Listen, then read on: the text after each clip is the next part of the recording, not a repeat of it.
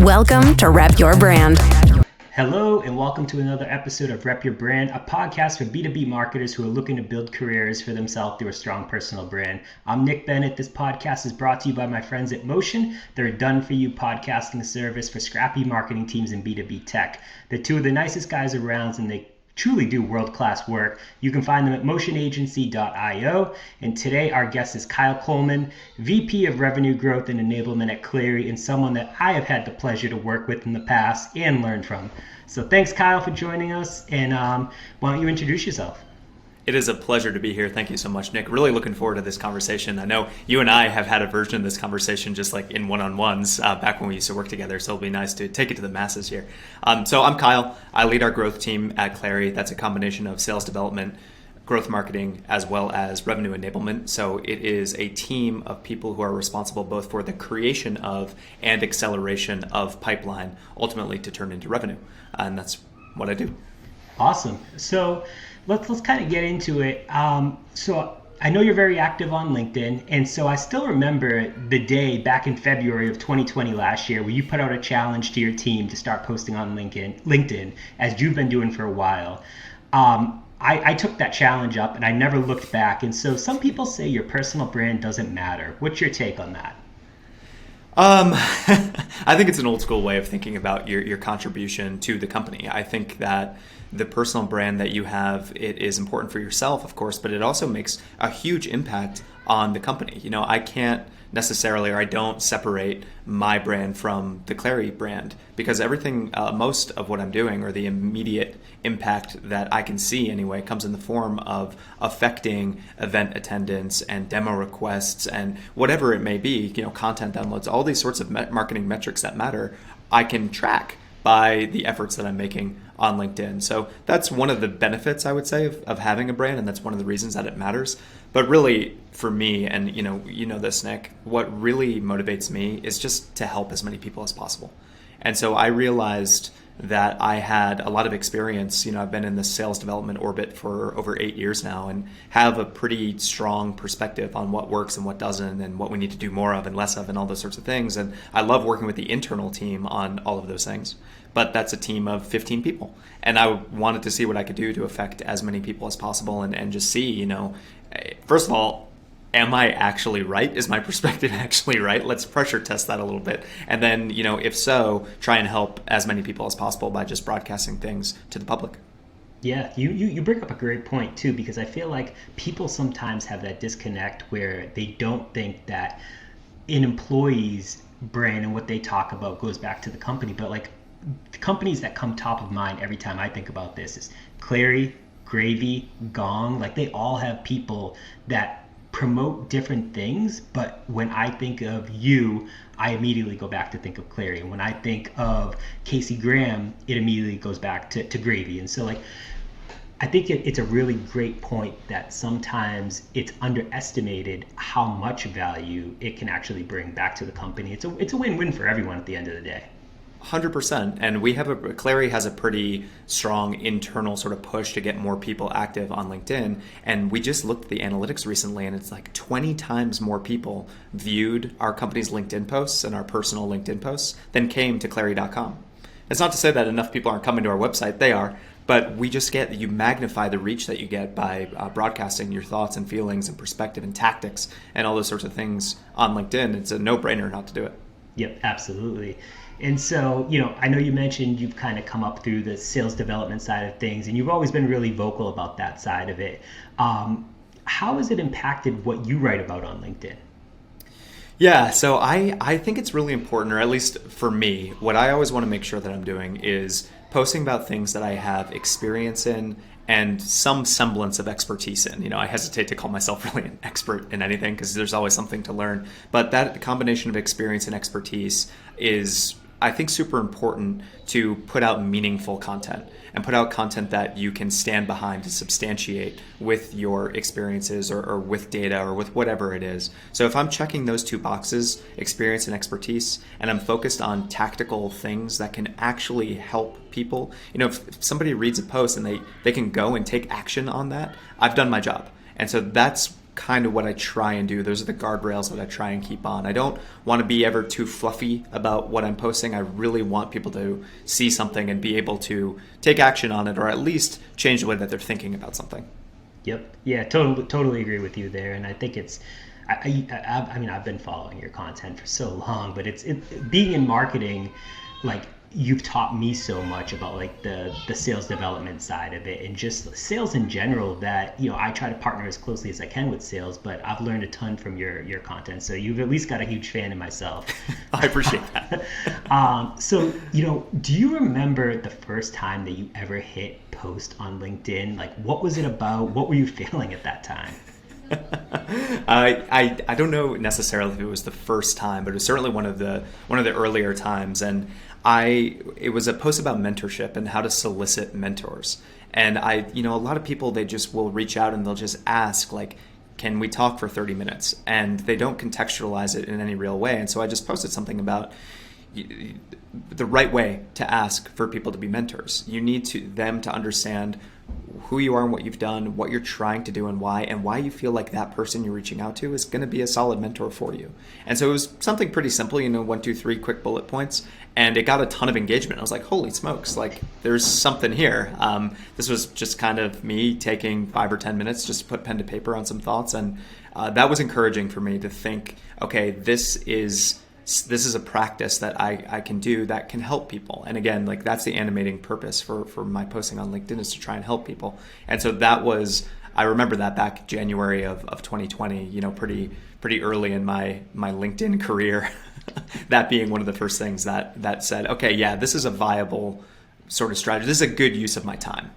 Yeah, absolutely. And that's so true too. It's just like, so I've reached out to, and I mean, we've talked about this in the past, but I've reached out, you'd be surprised at how many marketers, even like VPs of marketing, CMOs, if you reached out to them and just said, hey, can I have 30 minutes of your time to discuss XYZ because I'm younger in my career and like, I just want to figure out what to do. Like, how many would actually take time to do that? And it's something I do now. Like, I have a lot of college students that will reach out to me saying, I want to start a journey in marketing, specifically maybe field marketing. And like, would you take some time and just walk me through what that looks like? And we've had some really great conversations about it, and they've turned into friends. So you've done an amazing job with that. Awesome. Really glad to hear that. Good on you for taking the time to help out the next generation. Definitely trying. So, when you did start out, was there anything that you kind of learned right from the start? Like, I know you have the way that you post your content is very you have a methodology behind it. So like, when did you learn about, how to break up your content, how to kind of relay everything? Is there any tactical advice that you can give to people? Yeah, so I actually feel like my experience, or the amount of time I've spent in the SDR realm, has really helped with respect to generating LinkedIn content, because a lot of the principles that make for good outbound messaging work on LinkedIn as well. Short, punchy sentences, plain language that has max appeal. You don't need to be too technical or too esoteric with the words you're using, like esoteric. And you want things to be, at least I think, spacing things out well is really important. And the principle that I think is valuable is separate thoughts go on separate lines. People aren't going to read every word of your post. They're just not. People skim. Like, think about the way you consume content on LinkedIn. If you're reading every word of every post, it's probably, rare that you do this. So you need to make your content skimmable. And when there are key points in your post, you need to call them out by spacing them out. And so the words that you really want people to read deserve their own line. And then I like to add a little bit of color to my posts as well, and try and be, have a little bit of fun with the emojis and things like that. But I don't go overboard. At least I hope I don't go overboard. So that's kind of my approach to things. I'm not thinking too much about the amount of engagement or things like that. I just want my content to be easy to consume. And if you can think about what fits your eye, and if you think about things that you read, try and adapt those same sorts of principles to the things that you're writing, and you'll find success. Yeah, that's, like, for anyone listening, that is a huge piece of advice right there, that people sometimes try to jam all of their content into just like a paragraph or two, and it's such a mind, like you just can't get through it all. And like anything that I see that's like written like that, I immediately skip it. So I like to call it choppy copy. It's the breaking it up that way. So some people say personal brands above adding value. So some say it's just being yourself, but it doesn't really offer anyone tactical advice. So what does adding value mean if you're a marketer that's looking to get started to start posting content? So I think a lot of people they are successful, but they hold those successes really close to the chest and are unwilling to share them, as if success is some zero-sum game where your success comes at the expense of somebody else's, and that's just simply not the case. So get over it and share the tactics that work for you. That's what people want to hear. That's what you want to hear from other people when you're consuming content on podcasts or LinkedIn or whatever. You just asked me, what are the tactics? Share them. Like, I'm not going to be super secretive about what's working, and neither should you. So when you run, if you're a marketer, if you run a successful campaign or program or event or something like that, really think about what made it successful and post about that. And this is a useful exercise for a couple of reasons. One, because you're helping other people, but two, because it forces you to really be retrospective and do a real post-mortem on the types of programs that you're running and how you're spending money and all those sorts of things, so that you can actually understand what can we do, what did we do well this time, and what can we improve next time. And then the other benefit is that you post those things online and you'll start to see the comments that you get. I know you're a huge proponent of responding to every commenter. I think that's a great practice. I fall short on that. I can't keep up. But when people are making thoughtful comments on your post, you're going to get new ideas from them. They're going to potentially even make you think or rethink some of the principles that you laid out in your original post. So that's a huge virtue here, is there's a lot of knowledge out there. And the more willing you are to share with the community, the more willing the community will be to share back with you and vet your ideas and make them better. So that would be my advice, is really think about the experiences you have, distill the principles that made that experience successful or memorable, and write about it. And if you can do those things, you're going to be helping other people and you're going to be helping yourself. Yeah, that I couldn't have said it better myself. It's trust me, it's not easy responding to every comment. It's like, especially when you're getting like 60 plus, sometimes I'm getting like 150 comments and you have to reply to every single one of them. It's like a full-time job occasionally. But so, you have just about 30, maybe you already crossed this, you have just about 30,000 followers on LinkedIn, or you did like the other day. You probably way over that by now. But what's your take on LinkedIn, Twitter, Clubhouse now? Like, how does a marketer balance all of these from a personal perspective? I'm probably not the right person to ask, Nick, because I'm only active on LinkedIn, because I feel like the forum fits my style of writing, my style of thinking, and my target audience. So my target audience is mostly SDRs, salespeople, marketing people, and they're most active on LinkedIn. So it's a natural fit. I also like to be pretty thoughtful with the posts that I write. So I'm a little bit different than some other content creators out there, where I'm less extemporaneous with what I write, and I take a little bit more time to like do a draft and final draft sort of version of writing. So I like the written format there.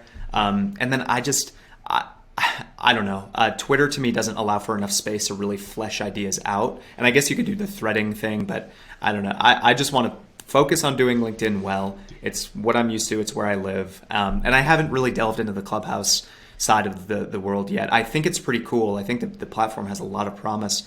I worry about myself and how much time I could end up not wasting, but spending in the platform. And I have a real job to do, and I want to focus on doing my real job first, and then if I can find spare time, I'll get into the Clubhouse scene, but I haven't really looked at it yet. Yeah. I mean, I feel like I joined back in, I think it was January or something, and it had, obviously it's a shiny new object, everyone wants to kind of get into it, but honestly it's mostly these experts or experts that want you to buy their ebook or their coaching services or their consulting, and it's not. You definitely have to find the right crowd. Like, I've found, surprisingly, like there's this group like under 30 marketers and then over 30 marketers that are looking to help them, and like that's been really impactful and it's fun. Cool. But I spend maybe like an hour on there a week, if that. Now it's definitely lost. It's lost. But you kind of you went into this a little bit before. But what's the source for your inspiration LinkedIn content? And do you keep notes? Where are your ideas stored? Like, what's your workflow look like? Yeah, so I have the benefit of working with 15 SDRs who I get inspired from every day in one way or another, either inspired by the work that they're doing, which truly is world class, like so impressed with the work that this crew is doing, and just sharing their work and giving them credit for it, of course, is a huge font of inspiration for me.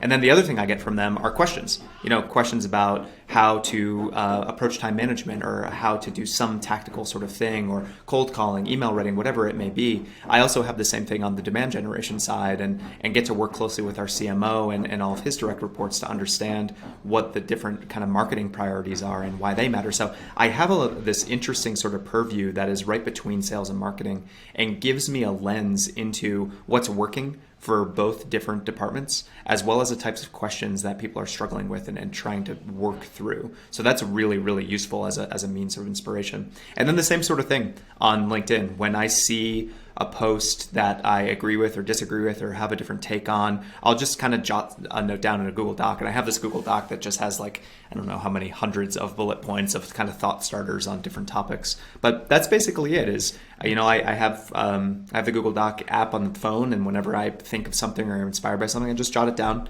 And then typically what I'll do at night or in the morning sometimes is I'm drinking coffee in the morning, is I'll just like try and flesh out that idea, that spark, and I similar to you, I don't want to take more than 5 or 10 minutes to like get that first draft written.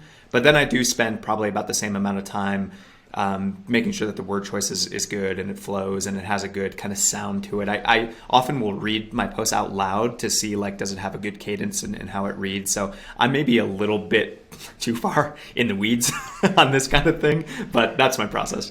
No, I love it. It's definitely, it's worked for you, which is good. I mean, what works for you may not work for someone else, but I think it's important for the people that are listening is to just try these different things, and whatever works for you, you stick with that.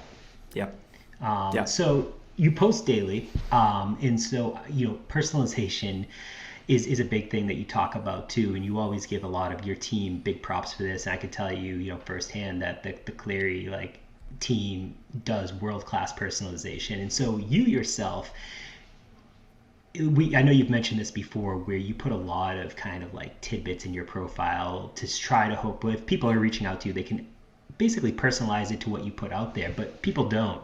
And so, what do you read? Like, how does a marketer get your attention, and what jumps out to you from the LinkedIn feed? Yeah, that's a really good question, Nick. So how a marketer gets my attention is by having a real perspective on one of two things, or both in a best case scenario. Either the pains and challenges that I'm facing day to day, and how their solution or product or service or whatever can solve those pains and challenges, or what our company is trying to accomplish from a strategic sort of standpoint, and how their product or service or whatever can help us in service of that strategic initiative.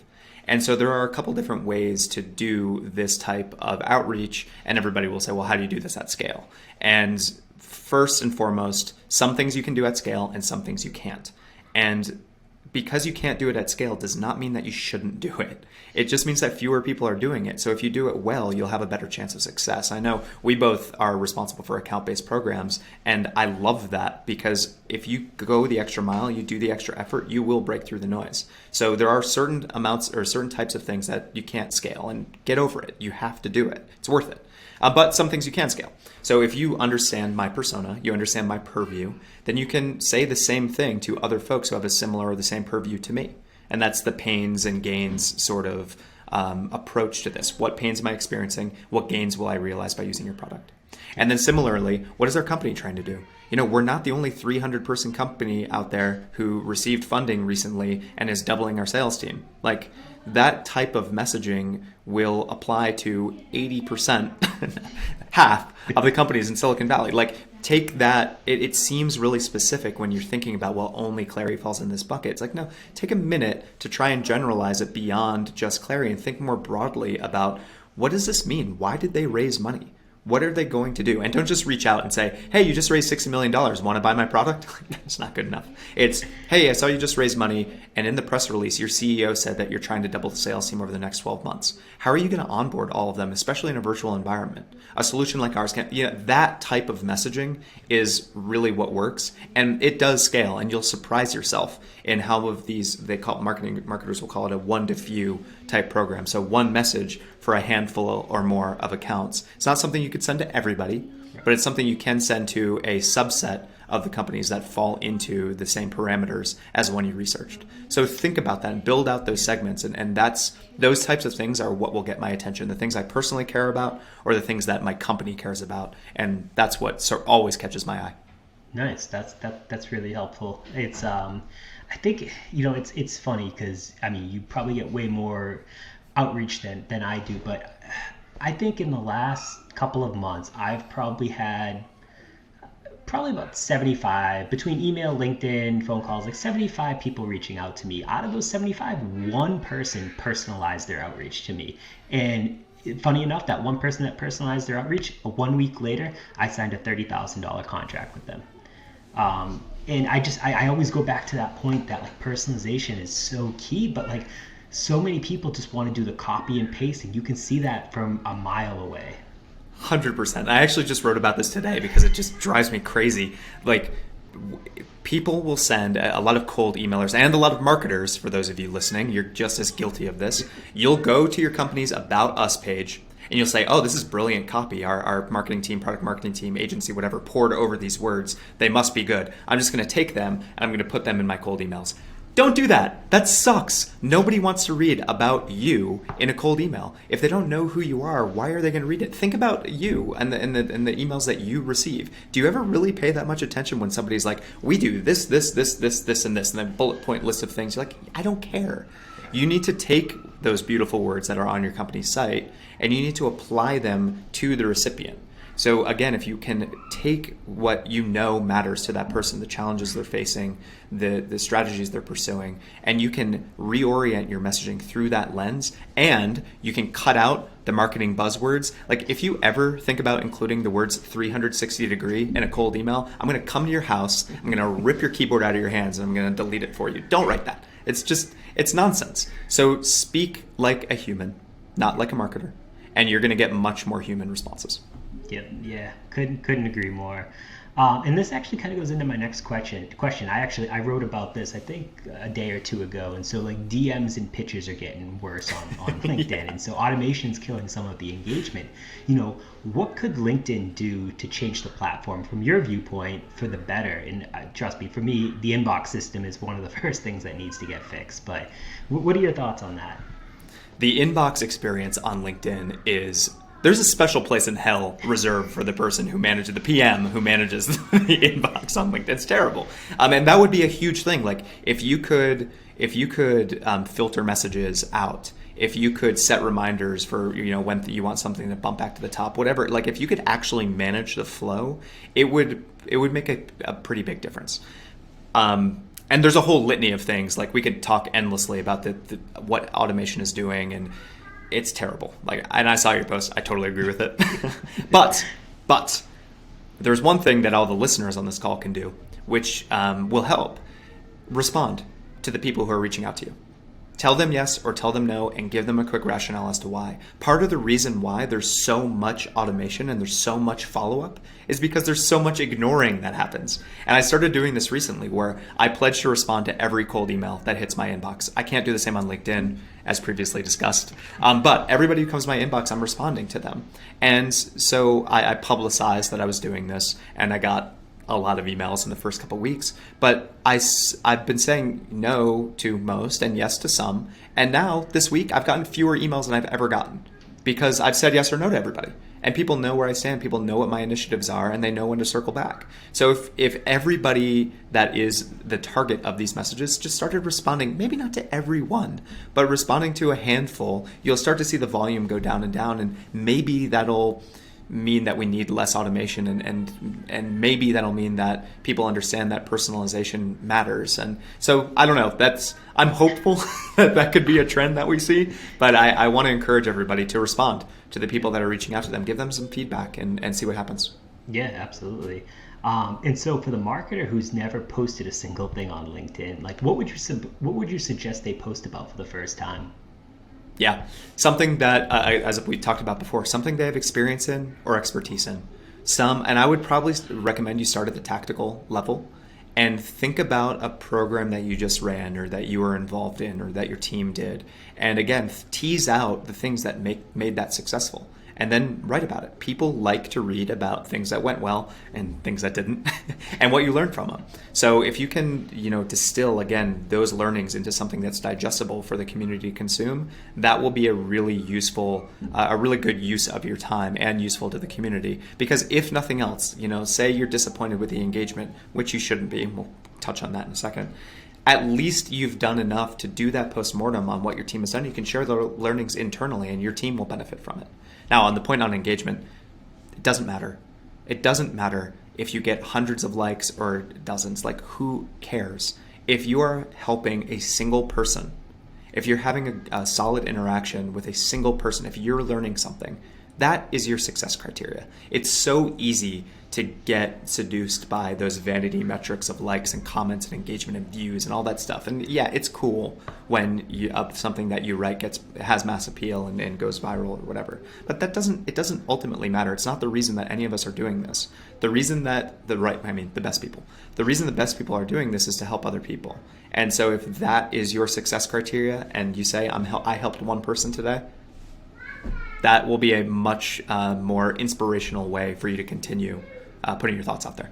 Yeah, I wish I could frame that for people, because that's something that I've lived by. It's like it took me I think it was about 5 solid months of posting almost daily before I saw like real engagement. And what real engagement even looks like, who knows? I mean, it varies person to person, but like before people were consistently commenting on my stuff, saying that I've added value, and then the amount of field marketers that have messaged me personally saying, like, you've helped me. Like, for me, no one talks about field marketing on LinkedIn. Like, I haven't come across anyone else doing it, and I've created a very like niche kind of like community for myself, and it's been great. And like, my job is to help one person a day, and whether that's a VP or whether that's someone that's fresh out of college, like if I can help one person a day, then I feel like I've made the world a better place.